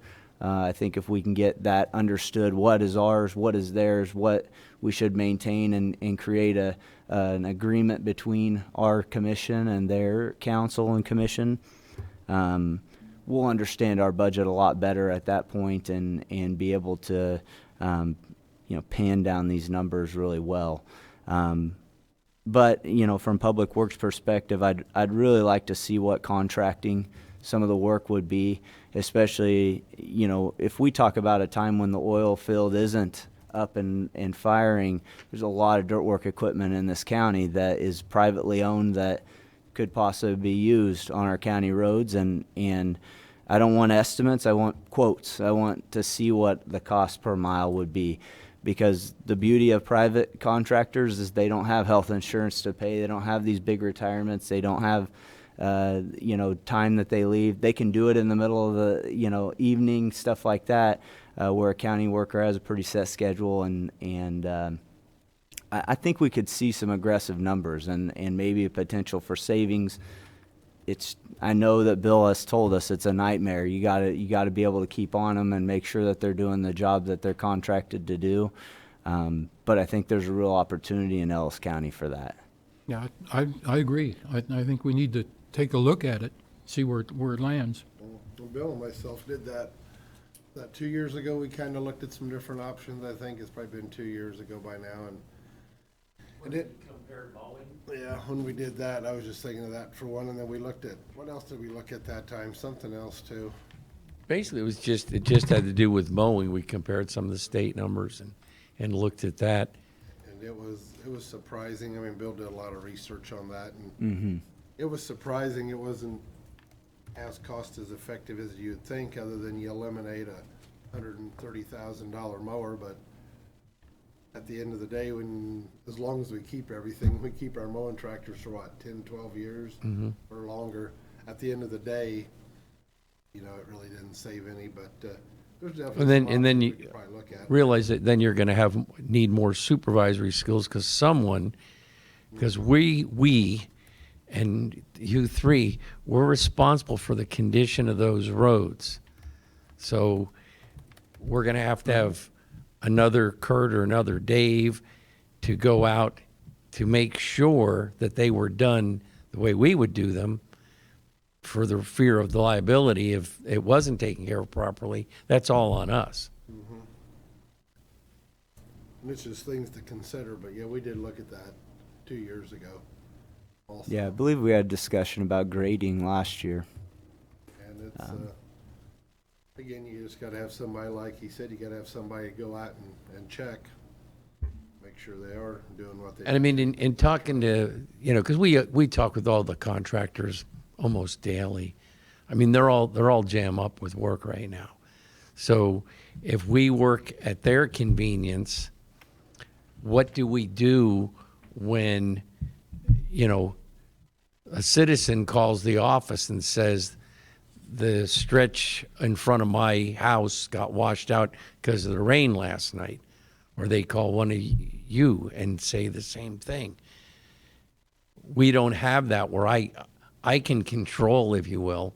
I can go out and say, hey, we need to get somebody over on this particular road. There's a bad stretch. We lose all control of our roads, of who's going to fix them when. You know, I wouldn't think you would want to contract the entire operation, obviously. Oh, I don't think so either. But again, if you pare down, if you did it in half, we still have half to be responsible for with half the people. So we don't have the availability of, you know, we never have extra people. But if I can say, instead of get out in your territory, can you get over on 210th because it washed out again, okay? Or on your way out to your territory, can you just kind of, you know, touch it up a little bit till it dries out and we can get, you know, the man that's got that area, maybe he's doing a different road. I mean, there's a lot of logistical considerations. And then the other thing to consider is that the best time to grade a road is the day after it rains, 2 days after it rains. When you get to 3 days, you've lost, and that's another thing. So again, are we going to be at the whim, if you will, of a contractor for when they, you know, that they'll come out when they can to work our roads because they have other jobs to consider? I mean, there's a lot of logistical considerations. You know, to be discussed. And how would you contract with, you know, a dirt mover with what he considers acceptable for the road and what we consider acceptable for the road? Yeah, there'd be some training definitely to make I mean, that ever happen. But I think, Darren, if you go through and just show us all what a 1% across the board would look like, a 2% across the board, and at least give us something to look at to start with anyway. Well, as long as we have a number that the commission would agree upon, whether it be whatever percent, I'm sure the department heads will do what they can to get that for you. We'll probably look at two different options. I mean, a 1 or a 2. Dustin wanted a 1. I thought a 2. What do you want, Butch? You want a 1.5? Let's start with a 1. I think a 1. That's a starting point. Well, that's something to look And, at. and again, we don't want to see any budget increases. And as we're saying that too, I think that holds true for the outside agencies. They need to sharpen their pencils too. Outside agencies, you'd be looking about $9,800 reduction there. I believe that's about what, we were just under $1 million in funding for them last year. Yeah. I think that's a lot more appeasable this year than it was last year. It was Yeah. a lot heavier than that last year, I believe. It was. If I could also ask, just get clarity on one item, on the hiring that was discussed earlier. I have 2 open positions right now. Do you want me to come back and, are they still in the loop, or do you want me to come back and bring, I mean, the mechanic position's been open since July. Or are those still, are they, let's call it, are they grandfathered in because you already said it was okay? You let me just tell me what. How'd you hit with your budget last year, Bill? How did you end up? We usually have about 10%.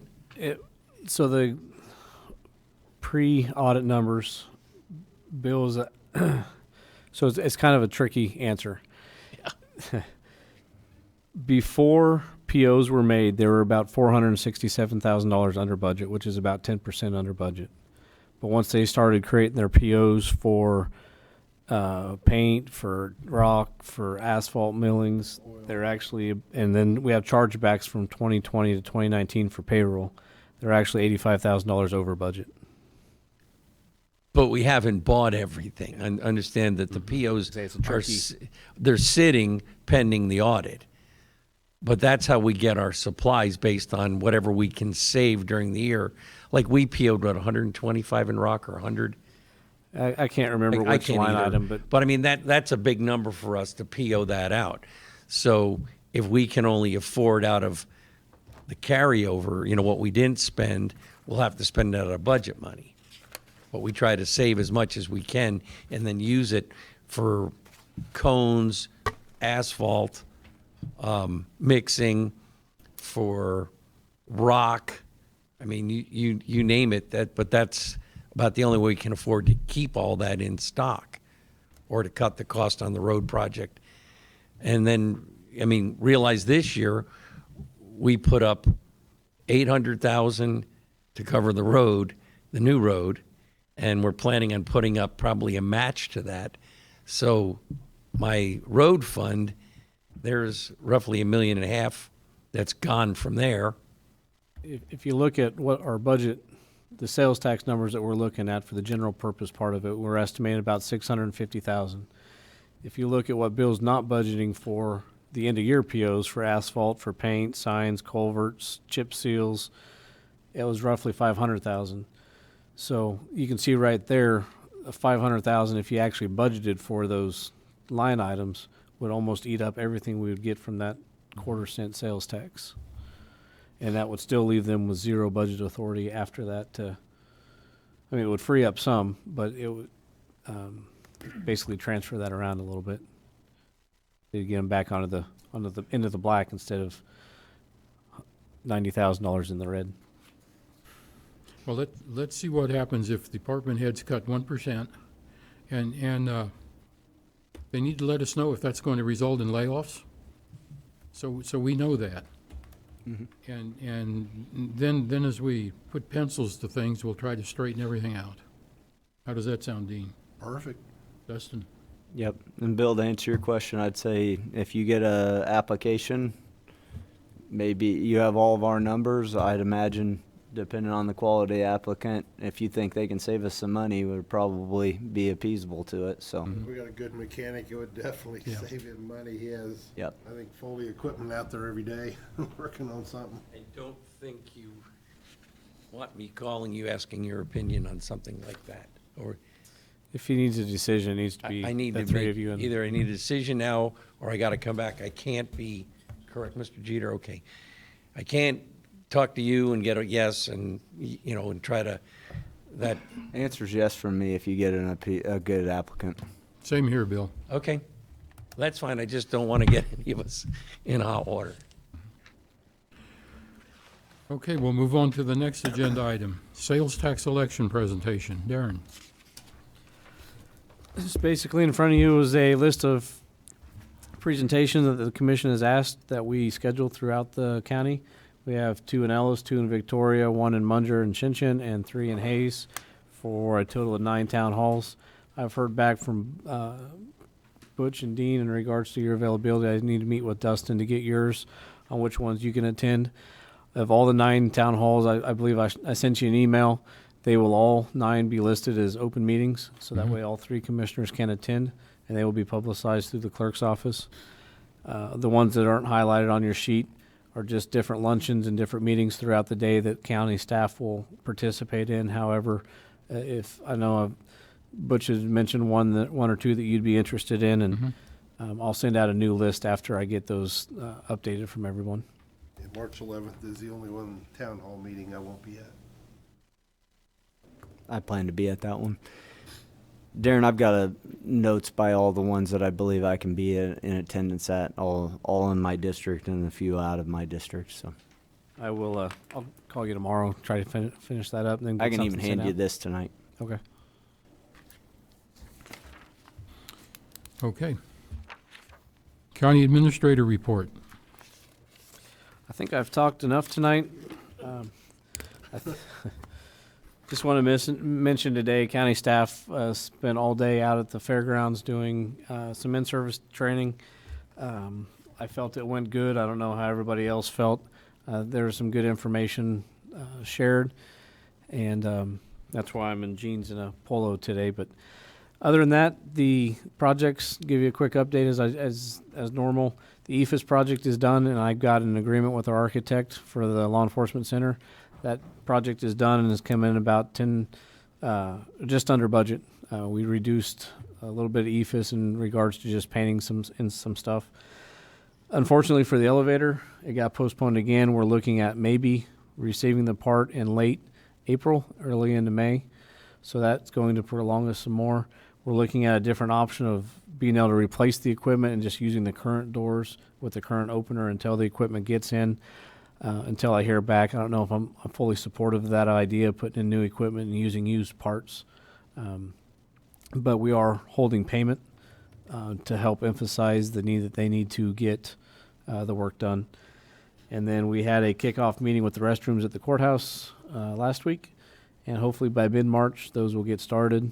And they're thinking about 45 days to completion. They picked out the colors for the stalls and the urinals and the toilets and all that, so that all should be on site before they get started. And they'll be noisy in the courthouse for a couple months, but they will work through it. Other than that, that's all I have, except for tomorrow night is our first town hall meeting over in Victoria at the VFW at 6 p.m. Okay. County Commission reports. I got a conference call tomorrow at 2 o'clock with Workforce One, and then Friday I got a KAC board meeting in Topeka at 8 a.m. Okay. Commissioner Ross. 2 things from me. Have had multiple discussions about the Northwest Kansas planning and development with people around. Still weighing what we should do, and I had a little discussion with Bill Jeter on the phone the other day about potential changes to their bylaws for our reconsideration. Frankly, this year I don't know that we have anything in the budget in terms of trying to reconsider, but I think that we should at least give them an option to change theirs and reconsider next year. This is for something you two to weigh on. My thought is a cap in contribution of $25,000. I don't believe that because we have oil under us that it's harder to write grants for our communities. So, and I actually have heard of a few more opportunities for cities like Hayes to apply for some of these grants. It's a bit of a challenge, but something that could be possible. I think that's something that we should consider as possibly going to their board with. And like I said, I don't see funding this year for it, but if they were to make those changes, I could definitely reconsider, especially after we see some census results in a couple of years. The second thing, I was able to attend the City of Hayes' meeting on Thursday on a vote of 4-0. One of our employees had to recuse himself, but they approved funding for Northwest Business Corridor on the cash that we owed them from excess sales tax and 200 to the amount of 284,000. It was great to hear them. It feels like their commission is running very smoothly right now, setting through their meetings. It's exciting to see that, and it was exciting to see that they're have some commitment to this project now, and nothing but positive words to what it can mean for the city of Hayes and the county of Ellis and all of Northwest Kansas. So that's all for me. Okay, and for me, I did spend an hour out here at the fairgrounds today talking to county employees, talked about the budget and as well as sales tax. Darren participated with me in that, and we didn't sugarcoat it to anyone either. So I think it was well received. We had a lot of questions, and we'll go from there. Okay, executive sessions. We have 3 of them. Correction, Mr. Chairman, we have 4. We have 4? You want to do this one first? Is that why you just handed it to me? It don't matter. It was just an after Tom Drees asked to add that in there. We got it. Probably do Tom's. Tom's got 2 of them, right? 3 of them? I have 1 for Tom here. Okay, if Tom's included in this one also, maybe we could do Tom's Do them together. first. Okay. I move that the Board of County Commissioners recess into executive session under the following exception of the Kansas Open Meeting Act pursuant to the attorney-client privilege exception.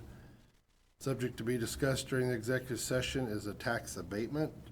Persons to include is Lisa Reed, Tom Drees, Darren Meyer, the 3 commissioners, county counselor. No. I guess that's it. Okay. For how long? How long, guys? How long, Tom? 10 minutes. 10 minutes. I second that. We have a motion and a second. All in favor say aye. Aye. Aye. Motion carries 3-0.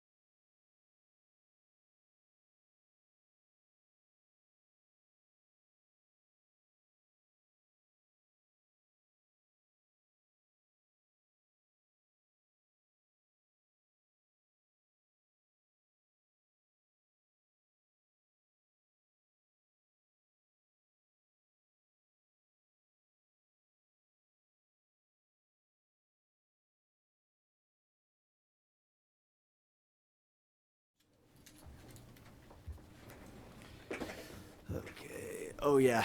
Yeah, it does have Tom and Bill on this one, so. I move the Board of County Commissioners recess to executive session under the following exemption to the Kansas Open Meetings Act pursuant to attorney-client privilege exception. The subject to be discussed during executive session is pending litigation. Open session will resume in 15 minutes in the commission room. Those persons to attend, in addition to the Board of County Commissioners, are Tom Drees, Bill Jeter, and Darren Myers. Second, I'm sorry. She's not in executive session She's the anymore. door person. Yep. None of us have a card to get back in, please. This isn't the Aye. one we need, Scott? Gotcha. Thank you. You're the next one.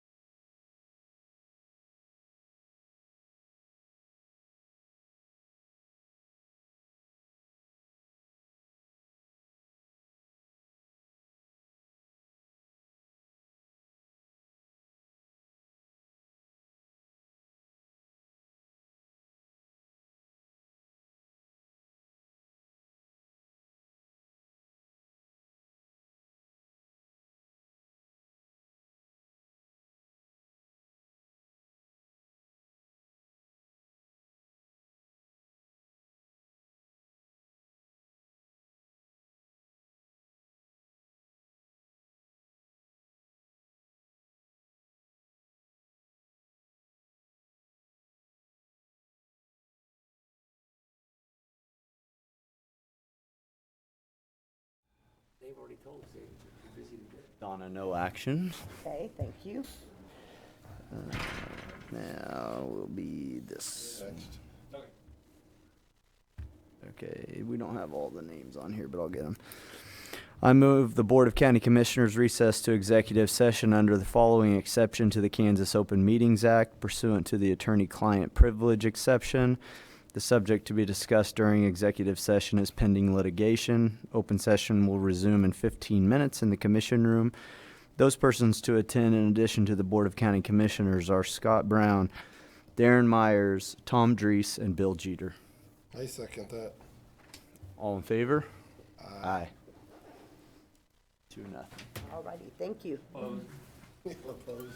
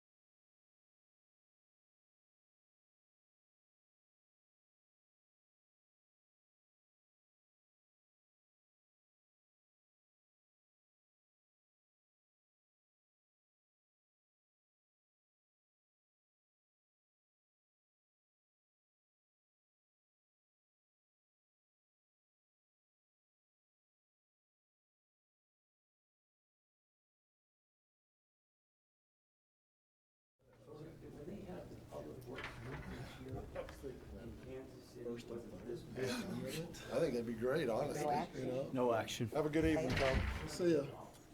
See you, Tom. Got the other one? I Yep. think I wanted you to call me when you have time. Yep.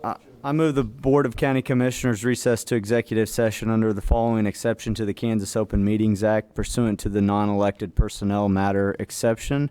The subject to be discussed during executive session is a personnel matter. Open session will resume in 10 minutes in the commission room. Those persons in attendance, in addition to the Board of County Commissioners, are Bill Jeter and Darren Myers. Second your motion. All in favor? Aye. Aye. Gotcha.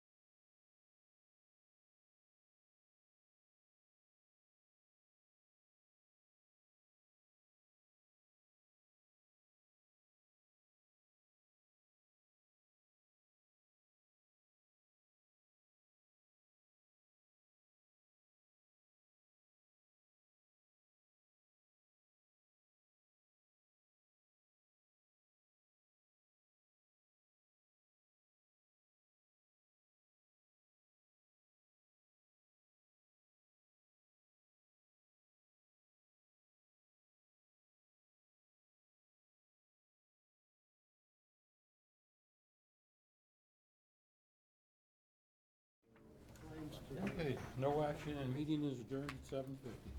Okay. But I'm into it. Oh, crap.